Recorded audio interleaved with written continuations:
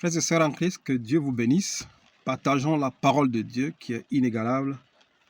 Frères et sœurs, exhortons-nous comme la Bible nous le dit.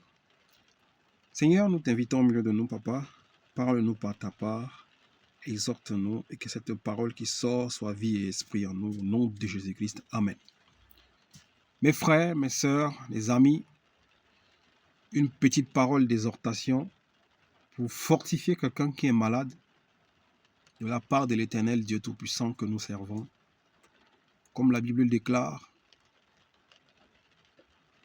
le royaume de Dieu n'est pas tout simplement une histoire de parole, mais de puissance.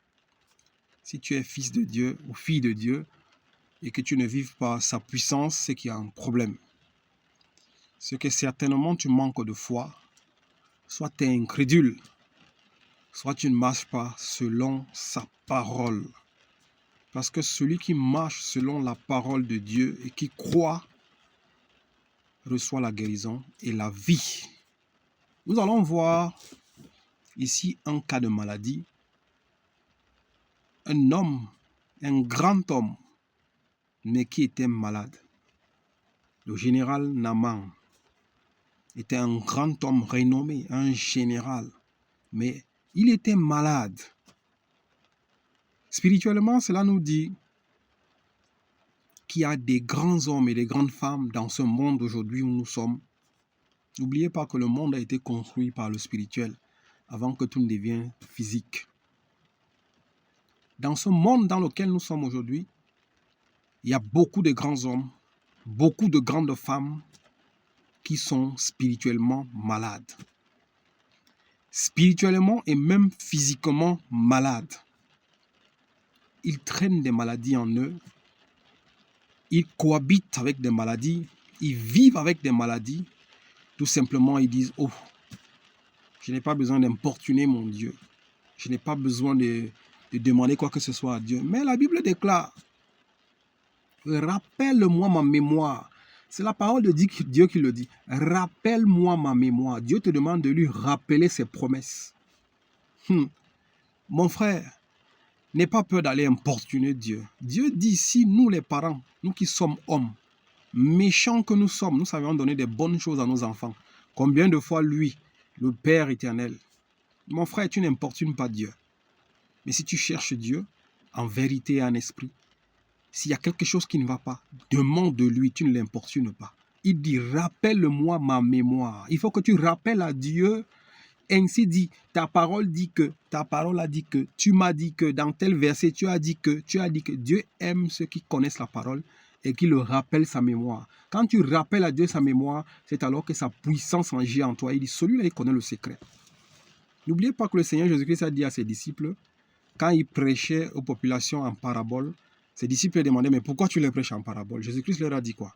Il leur a dit, pour eux, il n'est pas permis pour eux qu'ils comprennent ou qu'ils entendent ce que je dis. Mais vous, vous avez reçu le droit de comprendre et d'entendre ce que je dis. C'est pour cela, vous, je ne vous parle pas en parabole, mais vous, je vous parle ouvertement. Mais eux, je les parle en parabole. Si tu es parmi ceux qu'on parle en parabole, relève-toi. Commence à parler en esprit avec Dieu. Dieu aime celui qui connaît sa parole et qui lui rappelle sa mémoire. Ici, on va parler d'un général qui était malade. Comme je disais, il y a beaucoup de gens qui sont malades. Ils marchent avec des maladies, ils cohabitent avec des maladies. Mais tout simplement parce que tu ne connais pas Jésus-Christ. Jésus-Christ est la fin de toutes choses. Quand tu rencontres Jésus-Christ, tout s'arrête. C'est la fin de toutes choses. La loi, les maladies, les problèmes, la sorcellerie, l'envoûtement, la possession, ça s'arrête. On dit, si le Christ a franchi, vous êtes réellement libre. C'est parce que tu n'es pas libre. Et pour être libre, il n'y a que Jésus-Christ qui peut couper tous les liens de la magie, de la sorcellerie, l'envoûtement, la possession. Il n'y a pas de miracle. Il n'y a pas de magie à faire. La foi et rien que la foi. Regardons l'histoire de ce général. Le livre de 2 Rois 5, verset 1. Naaman, le chef de l'armée du roi de Syrie, jouissait de la faveur et de l'estime de son Seigneur, car c'était par lui que l'Éternel avait donné la victoire aux Syriens. Toutefois, cet homme fort et vaillant était lépreux. L'homme par qui le Seigneur avait donné la victoire sur Israël. Parce qu'Israël avait péché. le Seigneur Jésus-Christ a permis aux Syriens, par le canal de Nama qui était chef de l'armée, à battre Israël à cause de leurs péchés. Mais toutefois, cet homme fort et vaillant était lépreux. Mon frère, c'était un lépreux. Il y a beaucoup de gens qui ont la lèpre spirituelle. Dieu parle en esprit. C'est des mystères. Si tu ne comprends pas, tu ne comprendras pas ce que la parole de Dieu dit. Que celui qui a des oreilles écoute ce que l'esprit dit. Cet homme, mais alors, cet homme fort et vaillant était lépreux. Il y a beaucoup de lépreux spirituels. Beaucoup de maladies. Tu entends que le cancer a tué quelqu'un. Ceci est là, ceci, c'est là. C'est des choses qui ont habité en toi depuis. D'autres le savent que les maladies habitent en eux. Mais ils ont accepté de cohabiter avec ces maladies jusqu'à ce que ces maladies les entraînent à la mort. Mais pourquoi le Seigneur Jésus-Christ dit?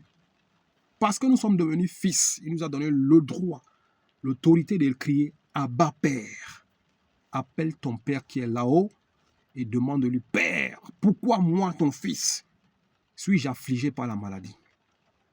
Nama ici, je ne vais pas lire, je vais écouter ce message, c'est juste pour fortifier quelqu'un. Nama était chef de l'armée, il a gagné des combats. Mais alors, cet homme fort et vaillant était lépreux. Toi, aujourd'hui, tu as une maladie. Intelligente, sage, forte, fort que tu es, puissant. En matériel, en argent, en intelligence. Mais tu es spirituellement malade. Tu es physiquement malade. Tu es enchaîné, tu souffres au-dedans de toi.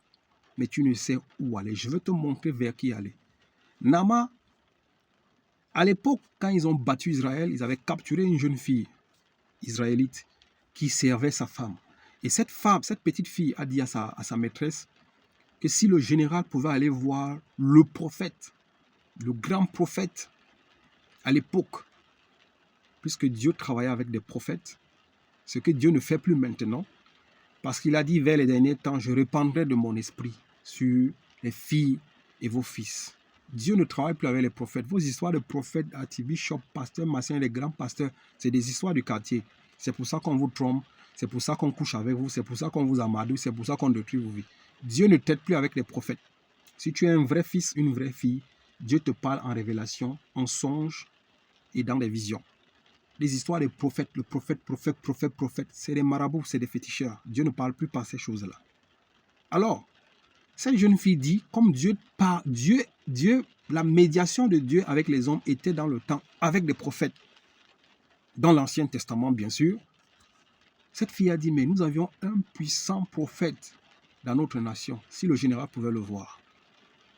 Le général Nama, sa femme lui fait part, et il va voir, il fait une lettre, c'est tout long, je vais juste paragrapher. Le roi syrien fait une lettre au roi d'Israël, comme quoi je t'envoie Nama et guéris-le. Ce qui fait que ça a créé l'indignation. Le roi israélite a paniqué, il a dit, mais je suis un Dieu pour guérir les hommes ou pour faire mourir les hommes, qui m'a donné cette capacité. Et Élisée ayant entendu cela, il a dit au roi israélite, fais-le venir et il saura qu'il y a un Dieu dans notre nation. Élisée n'a pas dit qu'il saura que je suis puissant prophète, mais Élisée a dit, il saura qu'il y a un Dieu que nous servons, qui est puissant. Et Nama a pris le char avec tout ce qu'il avait mis dedans, il est allé voir l'homme de Dieu qui était Élisée.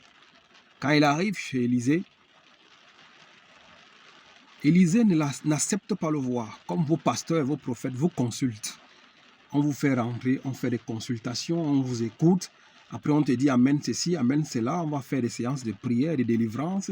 C'est alors que tu seras délivré. Élisée n'a pas fait toutes ces choses.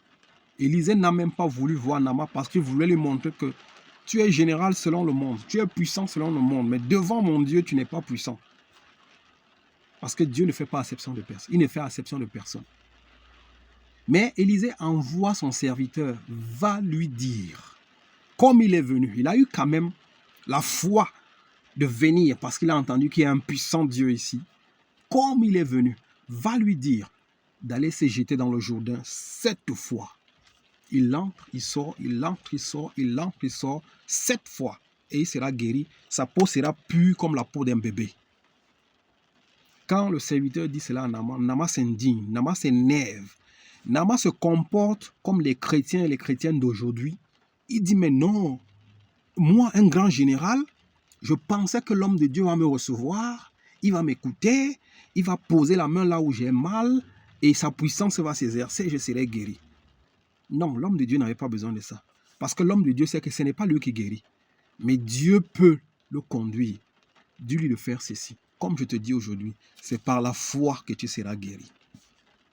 Si tu tues ton incrédulité, tu mets ta foi en Christ Jésus, tu médites cette parole qui est vie et esprit, ton âme, ton esprit, ta chair sera guérie. C'est par la foi. Ce n'est pas par notre force pour que quelqu'un se glorifie, mais c'est par la foi en Dieu qu'il est capable que tu sois guéri. C'est par la foi qu'il est capable que cette maladie que tu traînes pendant des années, ce cancer, ce sida, n'importe quelle maladie que tu as sur toi depuis des années, que tu souffres avec cela, c'est parce que tu manques de foi. La Bible déclare, je suis le chemin, la vie et la vérité. Celui qui vient en moi, je lui donnerai du repos. Tu manques de foi, c'est pour ça que tu ne guéris pas. Alors Naaman s'indigne. Oh, mais il n'y a pas d'autre rive ici que de m'envoyer dans le Jourdain une eau qui est sale. En Syrie, il y a des jolies plages, des piscines, il y a des trucs jolis. Et ici, il m'envoie dans un Jourdain qui est sale. L'orgueil de l'homme, il s'enorgueille. Il s'enorgueillit parce qu'il est général. Et l'homme de Dieu ne l'a pas reçu. L'homme de Dieu ne l'a pas consulté. L'homme de Dieu ne lui a rien demandé. Il a seulement dit, va te jeter cette fois. Il se fâche, il commence à partir. Et quand il se met en route pour partir, ses serviteurs lui disent, mais chef, penses-tu pas que ce que cet homme t'a dit de faire, tu devrais aller le faire?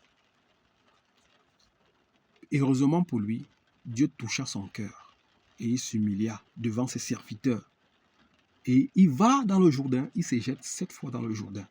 La Bible dit, quand il ressort, sa peau devient pure, limpide comme la peau d'un bébé, toute fraîche, comme le poisson qui sort dans l'eau.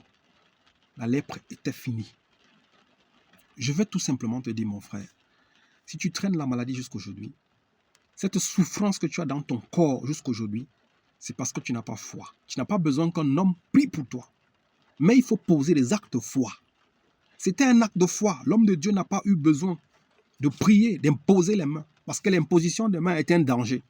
Si un faux homme, un faux pasteur te pose les mains, il peut te transférer les démons. Il peut télécharger les esprits impurs sur toi. Alors, l'homme de Dieu ici nous montre que seulement la foi et écouter la parole de Dieu, parce que la révélation d'Élisée n'était pas la révélation humaine. C'est Dieu qui lui a dit, dis à Naaman qu'il aille se jeter dans le Jourdain 7 fois. C'était la parole de Dieu. Et cette parole, tu l'as aujourd'hui dans ta Bible. Cette parole que je t'ai dit aujourd'hui, si tu crois et tu confesses dans ton cœur que Jésus-Christ est Seigneur, tu mets en pratique sa parole, tu marches selon ses préceptes, mon frère, tu seras guéri. Tue ton incrédulité. Fais grandir ta foi et regarde vers le ciel. Demande à ton Père qui est là-haut. Père, je t'en supplie, je suis fatigué et chargé. Donne-moi du repos. Il te donnera du repos. Il te guérira et tu témoigneras que Jésus-Christ est Seigneur. Mon frère, beaucoup de gens souffrent dans ce monde. Des maladies, des infirmités, des souffrances physiques, mentales, stress, angoisse. Savais-tu que l'angoisse peut être démoniaque? Toi qui t'angoisses tout le temps. Savais-tu que le stress extrême peut être démoniaque? Le stress extrême, l'angoisse extrême peut te pousser à la folie. Alors cherche la délivrance. Et la foi, comme à la fin, Naaman a eu foi à la parole de Dieu qui sortait dans la bouche d'Élisée. Il allait se jeter dans le Jourdain. 7 fois. 7 fois, il s'est jeté dans le Jourdain. Prie Dieu. Aie la foi. Aie des actes de foi. Dis comme Naaman a été guéri par la foi, moi aussi je guérirai par la foi. Il va vers le pied de la croix de Jésus-Christ. Demande-lui la guérison. Il te guérira. Naaman s'est jeté 7 fois dans l'eau. Toi aussi tu peux faire cet acte de foi en rentrant 7 fois dans la mer. Tu peux avoir un acte de foi en priant pendant 7 jours. Tu peux avoir un acte de foi en jeûnant pendant 7 jours. Quand je dis jeûner, ça ne veut pas dire que ne mange pas du tout. Tu peux jeûner en mangeant que des légumes. Tu peux jeûner en buvant de l'eau et en mangeant que des légumes, très légèrement. Parce que les jeûnes à sec, ce n'est pas donné à tout le monde. Il faut avoir de la force pour faire les jeûnes à sec. Tu peux jeûner en mangeant légèrement pendant 7 jours. Tu te mets en prière pendant 7 jours pour ta situation de maladie. Comme le prophète, comme Nama, le général Nama, s'est jeté dans l'eau 7 fois, il est devenu pur. Que Dieu te bénisse et que tu manifestes la puissance, que tu goûtes à la main de Dieu, que tu saches que ce Dieu est le même aujourd'hui, hier, éternellement, il n'a pas changé. Au nom de Jésus-Christ, Amen.